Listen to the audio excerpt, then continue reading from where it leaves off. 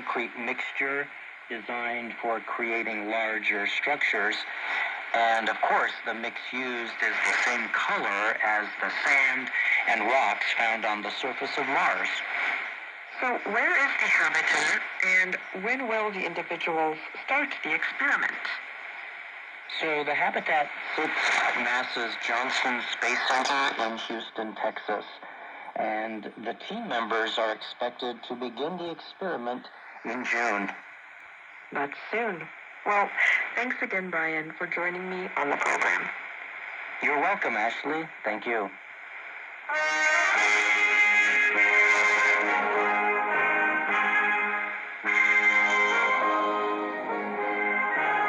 Welcome to the Making of a Nation, American History in VOA Special English. I'm Steve Ender.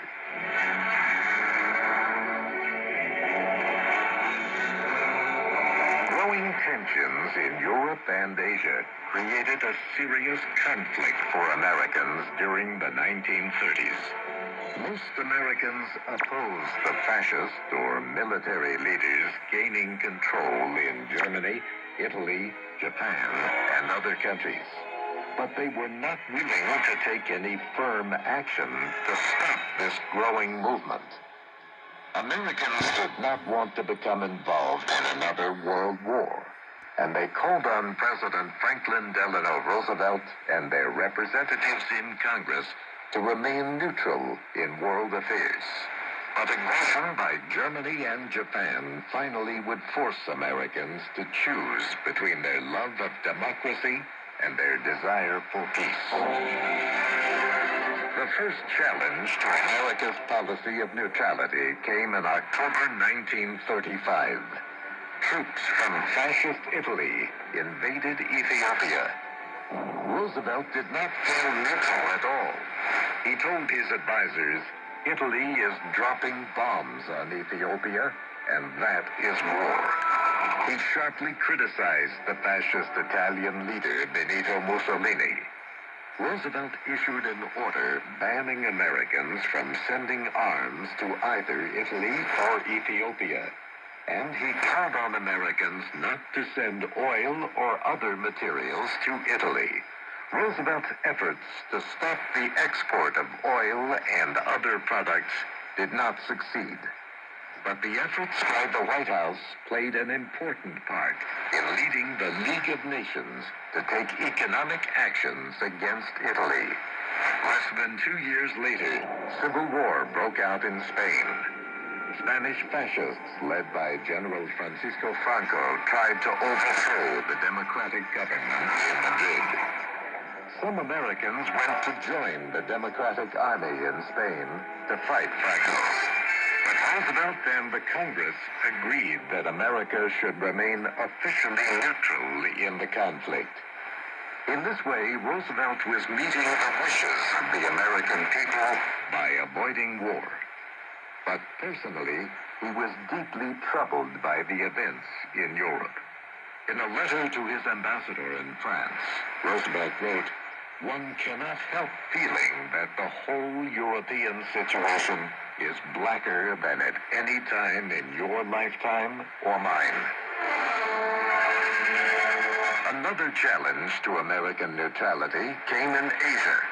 Japan launched a new invasion of China in July 1937.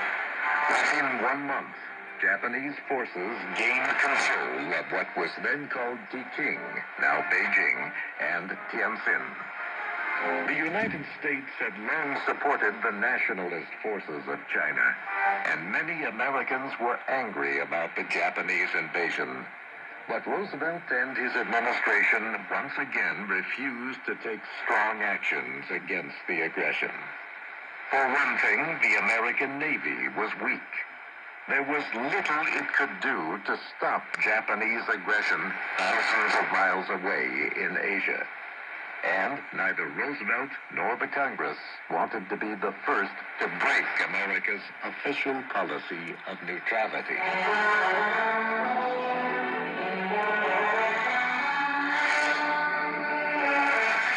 Franklin Roosevelt made clear in private talks with friends that he understood the serious threat to world peace created by Adolf Hitler and other fascists.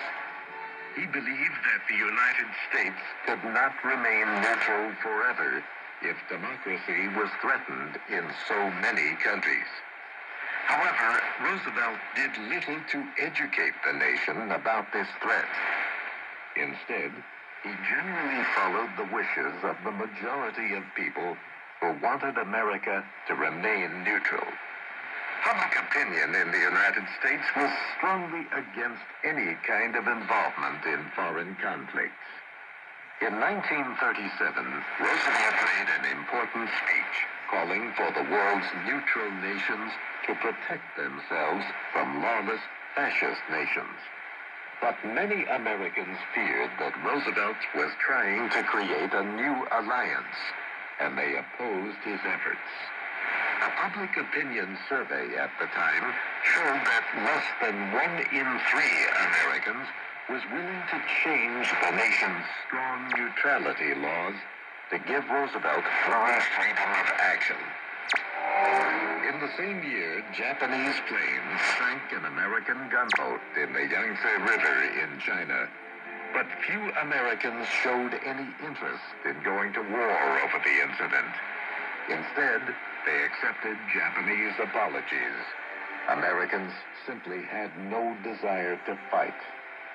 Most Americans honestly believed that the best hope for their country was neutrality. One of the most influential supporters of neutrality was Senator Gerald Nye of North Dakota. He told the New York Times in 1937 that there can be no objection to any action the government may take which tries to bring peace to the world. But that action, he added, must not tie the American people into another world death march. He said, I very much fear that we are once again being caused to feel that the call is upon America to police a world that chooses to follow insane leaders.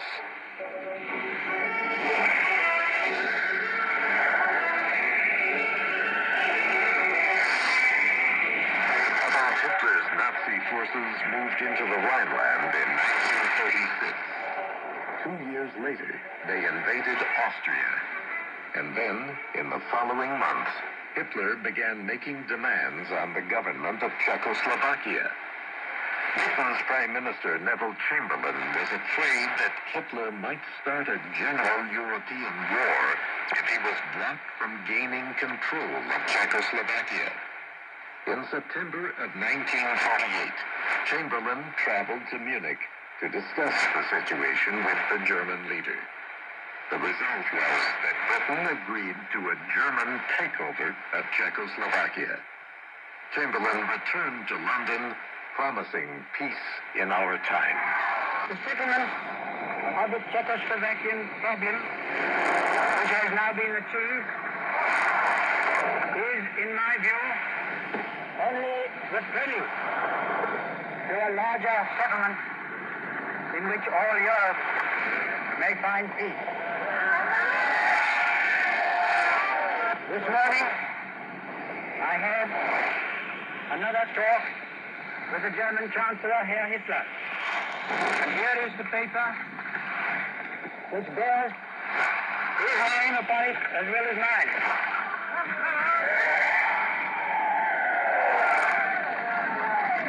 Some of you perhaps have already heard what it contains.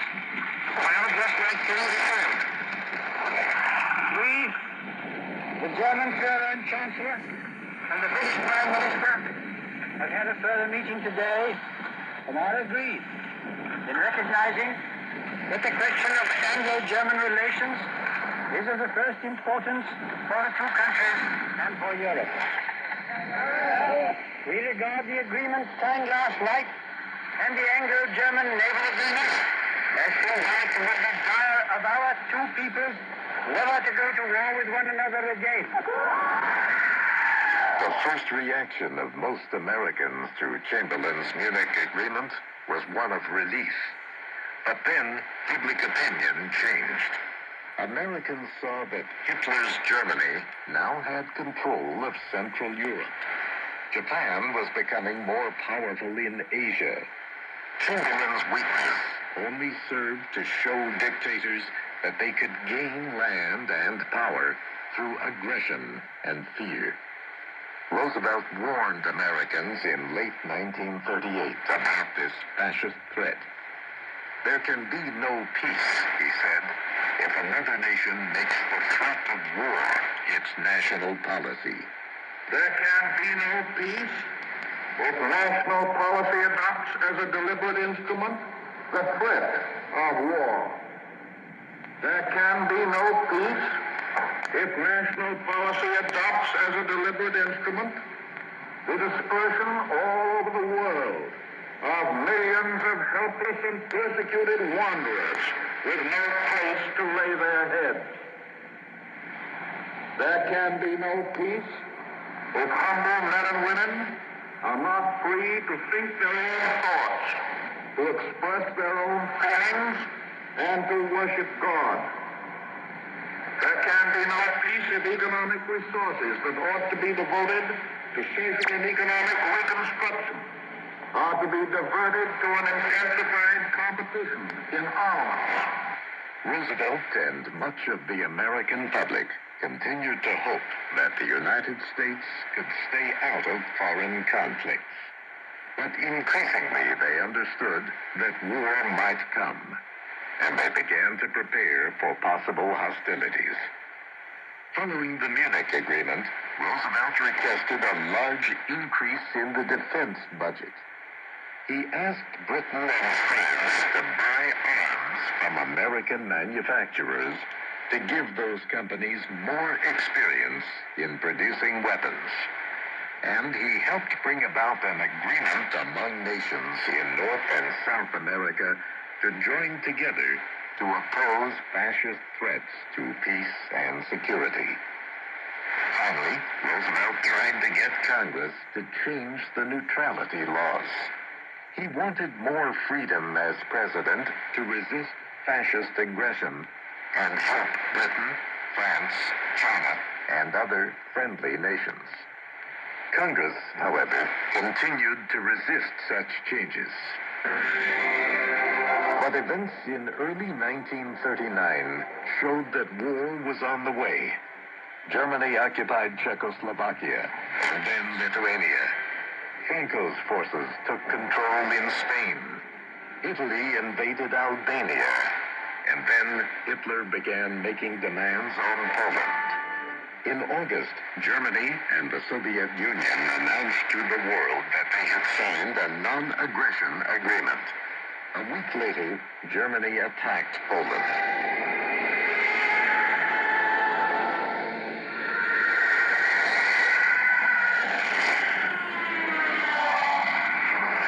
Later, Britain and France declared war on Germany.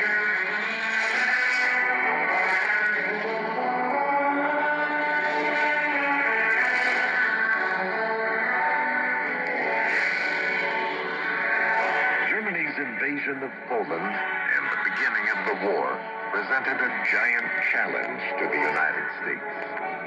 On the one hand, almost all Americans supported the European democracies opposing the aggression by Hitler, Mussolini, and other fascists. But on the other hand, Americans had no desire to fight in what might be a long and bloody war. The following months would force Americans of all political beliefs to consider this problem. It would be a final period of peace for the United States before events once again drew it into a terrible world conflict.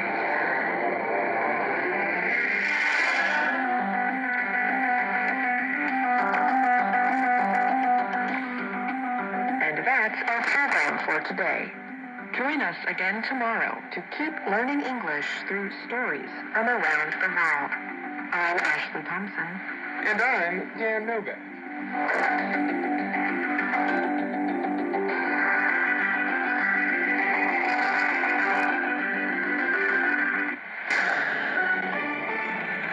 This is VOA News in Washington. I'm Jeff Custer.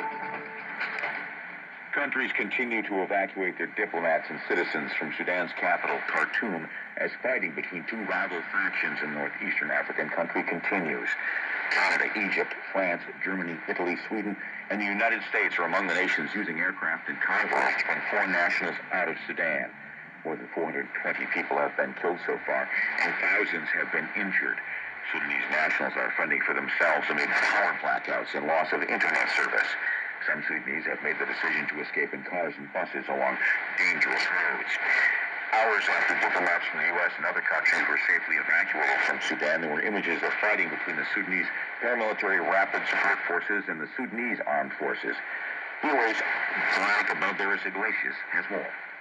British Prime Minister Rishi Sunak announced Sunday in a tweet that Britain's diplomatic staff has left the country. The U.S. is currently assessing how to support thousands of American citizens left behind. Retired Colonel Steve Garnier told ABC. The Pentagon overnight said that they could maybe think about setting up a safe corridor between Khartoum and Port Sudan, and that presumably using drones would allow the U.S. Navy to take people out by sea. The majority of U.S. civilians still in Sudan are Sudanese Americans working on aid missions. Veronica Balderas-Iglesias, VOA News, Washington.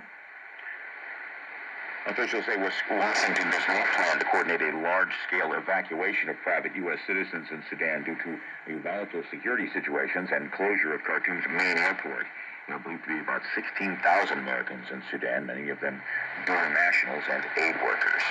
U.S. Secretary of State Anthony Blinken has said he's been in close communication with U.S. citizens in Sudan to help facilitate departure routes. This is VOA News. A Sweden-based watchdog group says global military spending grew for the 8th consecutive year in 2022 to an all-time high of $2.24 trillion. Associated Press correspondent Charles de Ledesma has more. In a study, the Stockholm International Peace Research Institute says expenditure in Europe saw its steepest year-on-year increase in at least 30 years.